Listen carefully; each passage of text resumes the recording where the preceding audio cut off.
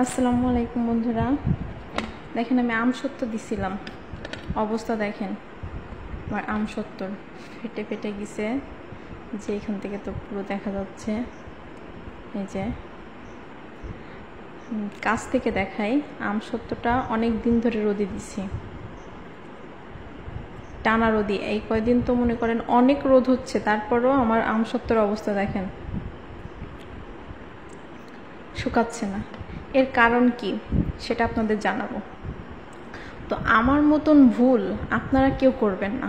আমি ভুল করছি, এটা থেকে আপনারাও শিক্ষা নেবেন। আমি প্রথম করছিলাম কি, আমসত্ত্বটাকে আমি একসঙ্গে আমের মাংস যেটা সেটা আমি বের করলাম, বের করে অনেকগুলাই একসঙ্গে এই প্লেটটার এই পর্যন্ত করে হয়েছিল, দিয়ে আমি মোটা করে একেবারেই সব দিয়ে দিছিলাম আমগুলোকে রোদে। যার একটা আছে, এটার অবস্থা এরকম, তো এটা পরে দেখাই আমি। তো এই আমগুলোকে একসঙ্গে দিয়ে দেওয়ার পরে আমি এতদিন ধরে শুকাচ্ছি, মানে ঈদের আগ থেকে, হ্যাঁ ঈদের 3 দিন আগ থেকে আমি এটা শুকাচ্ছি।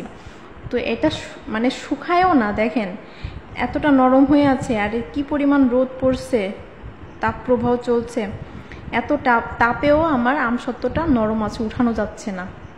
আমি যে সুন্দর করে যে এখান থেকে উঠাবো, সে উঠাতেও পারছি না। দেখেন উঠাইতে গেলে উঠছে না, এটা নরম আছে। কেন নরম থাকছে এটা? এতদিন ঈদের 3-4 দিন আগ থেকে আমি আমসত্ত্বটা রোদে দিচ্ছি, আর কয়দিন তো জানেন যে কত রোদ হচ্ছে, তারপর আমসত্ত্বটা শুকায়নি। এর একমাত্র কারণ হচ্ছে আমি একসঙ্গে অনেকগুলা করে দিছিলাম, এই জন্য আমার আমসত্ত্বটা শুকায়নি। এই যে এটার অবস্থা দেখেন, আমি কাইটে মানে ছুরি দিয়ে কেটে উঠানোর চেষ্টা করছি, কিন্তু উঠছেই না। তো আমার কারণ ছিল হচ্ছে ওই একটাই, একসঙ্গে আমি হচ্ছে আমসত্ত্বগুলো রোদে দিয়েছি, উঠছে না। তো আমি যেটা বুঝলাম যে একসঙ্গে আমি কখনো আগে একবার করছি, সেটা অবশ্য পাতলা করে দিছিলাম, সেটা এই 2টা ট্রেতে আমি দিছিলাম, তো সেগুলো অনেক ভালো হয়েছিল, উঠছে। আমি সেগুলো কৌটায় করে সংরক্ষণ করে রেখে দিছি, কিন্তু আরেকটু করতে চাইছিলাম, কিন্তু সেগুলোর অবস্থা হচ্ছে এটাকে আমসত্ত্ব হবে না কি হবে আমি জানি না, কি বলবো এটাকে আমি।